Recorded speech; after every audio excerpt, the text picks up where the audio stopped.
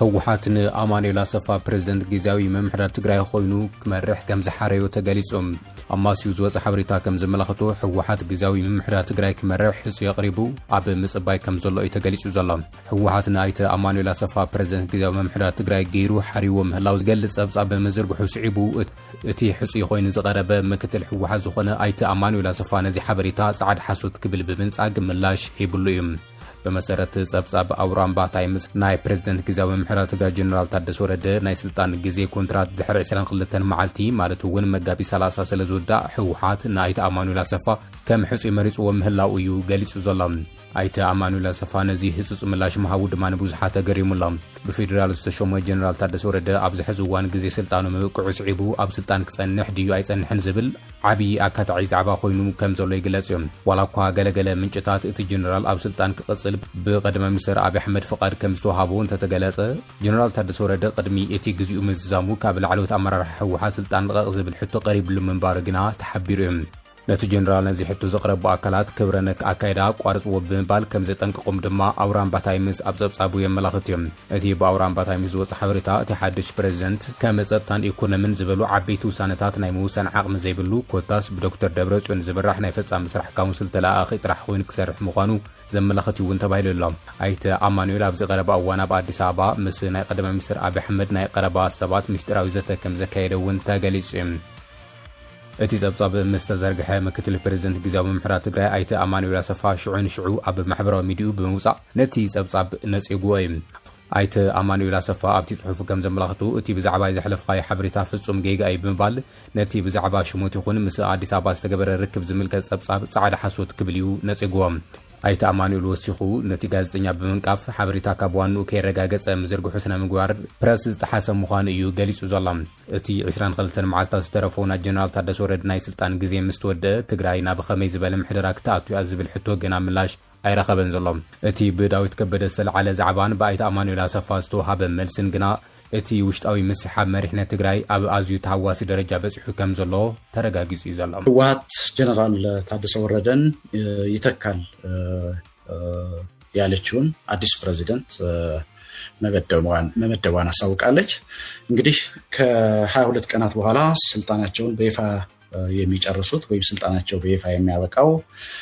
የትግራይ ጊዜ አስተዳደር ፕሬዝዳንት ሌተናል ጀነራል ታደሰ ወረደ የስልጣን ጊዜያቸው ሲያበቃ የሚተካቸው ፕሬዝዳንት በህወሓት ተመድቦ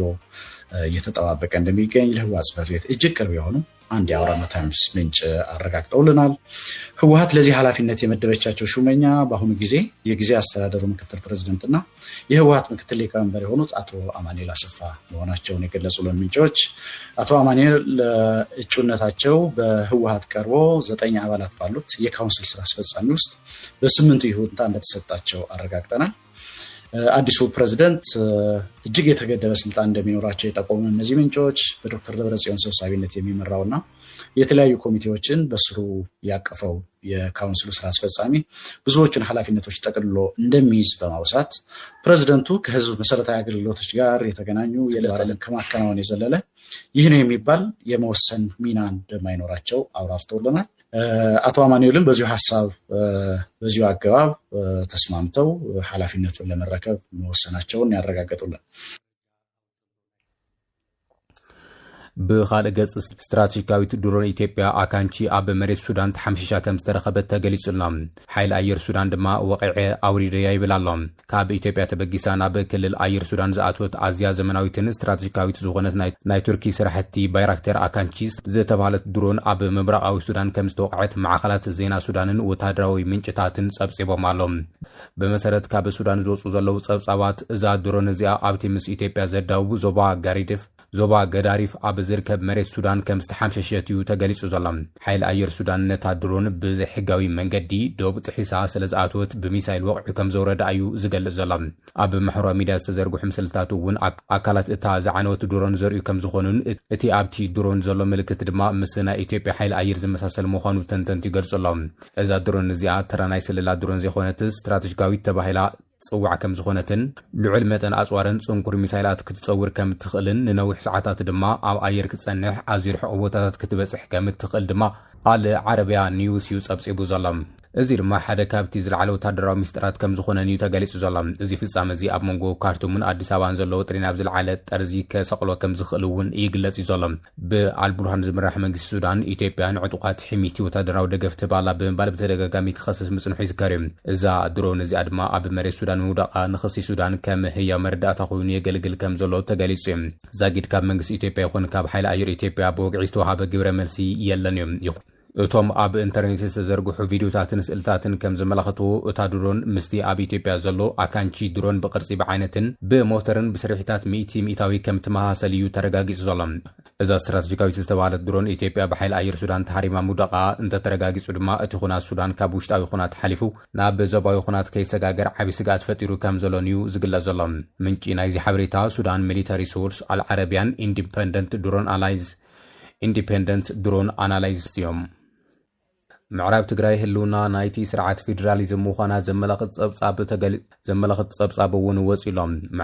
ምዕራብ ትግራይ ናብ ነውር ምምላስ መንገዲ ሰላምን ሃገራዊ ምርግጋዕን ዝወልድ ከም ዝኾነ እውን ተገሊጹ ሎሚ ኣብ ኣዲስ ስታንዳርድ ዝወፀ ትንታነ ከም ዘመላኽቱ ኣብ ኢትዮጵያ ዘለቐ ሰላም ክዓሰል እንተኾይኑ ሃገራዊ ምርዳእ ክፍጠርን ውዕሊ ፕሪቶሪያ ሙሉእ ብምሉእ ምትግባርን ተጎቢጡ ዝርከብ ልዕላዊ መሬት ትግራይ ናብ ነውር ክምለስ እንተተኻኢሉ ጥራሕ ከም ዝኾነ እዩ ዘመላኽት ነቲ ስፍሕ ዝበለ ትንታነ ዘቕረበ ካብ ምዕራብ ትግራይ ዝተመዛበለን ኣባል ማሕበረሰብ ምዕራብ ትግራይ ምዃኑ ዝንገር ገብረ ሚካኤል ነጋሽ ዝተባሃለ ውልቀ ሰብ እዮም ኣብ ሕዳር 2022 ኣቋፅራ ኣውሮፓውያን ዝተፈረመ ስምምነት ሰላም ፕሪቶሪያ ኢትዮጵያ ኣብ ትግራይ ዘካየደቶ ዕናዊ ኩናት ንምውዳእ ነጥቢ መቐይሮ ምዃኑ ብሰፊሑ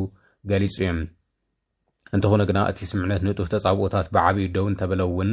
ይኹን እምበር እቲ ስምምነት ሙሉእ ብምሉእ ኣይተተግበረን ብፍላይ ድማ ኣብ ትሕቲ ወረርቲ ዝርከብ ምምሕዳራት ኩነታት ምዕራብ ትግራይ ሕዚ እውን ከይተፈትሐ እቲ ጸገም እናቐጸለ ከም ዘሎ እዩ እቲ ጽሑፍ ኣመላኺቱ ዘሎ ወረዳታት ወልቃይት ቃፍታ ሕሞራ ጸገዲ ኣብ ትሕቲ ወረርቲ ሓይልታት ኣምሓራን ፌደራልን ሕዚ እውን ክቕጽላ ይግበር ከም ዘሎን ብኣንጻሩ ሚልዮናት ተመዛበልቲ ህዝቢ እውን ካብ ቤቶምን መገዛ ዓዶምን ተሰጊጎም ክሳብ ሕዚ ኣብ ሓሰረ መከራ ከም ዝርከቡ እውን የመላኽት እዘን ወረዳታት ናብ ነውር ምምላስ ናይ መንነት ሕቱታት ምድርዳር ዘይኾነስ ብመሰረት ስምምነት ሰላም ፕሪቶሪያ ሕጋዊ ግዴታ ከም ዝኾነ ድማ ተገሊጹ እቲ ጽሑፍ ከም ዘመላኽቱ እቲ ዕንቅፋት ዝኸውን ዘሎ ካብ ምዕራብ ትግራይ ኣዝዩ ዝሰፍሐ ምዃኑ እውን ኣመላኺቱ ዕውት ኣተገባብራ ስምምነት ሰላም ፕሪቶሪያ ክልላዊ ጉዳይ ጥራሕ ዘይኾነስ ሃገራዊ ጉዳይ ከም ዝኾነ ዘመላኽት እቲ ጽሑፍ እቲ ስምምነት ፕሪቶሪያ ዘይምትግባሩ ፖለቲካዊ ዘይምትእማን ክዓምቕ ይገብር ከም ዘሎን ኣብ ክንዲ ብሰላም ናብ ወታደራዊ ፍታሕ ምትእልላሽ ዝደፋፍእ ንርግኣት ቀርኒ ኣፍሪካ እውን ዝህውኽ ተኽእሎ ከም ዝኾነ እውን ኣጠንቂዑ እቲ ጽሑፍ ንኢትዮጵያ ቀዳምነታት ብንጹር ክትቐምጥ ከም ዘለዋ እውን የስምር እዩ ንሱ ድማ ኢትዮጵያ ቀደም ቀዳድም ስምምነት ሰላም ፕሪቶሪያ ተግባራዊ ክትገብርን ቀፂሉ ድማ ጉዳይ ፖለቲካ እውን ድርድር ክግበረሉ ከም ዝግባእ እዩ ኣመላኺቱ ዘሎ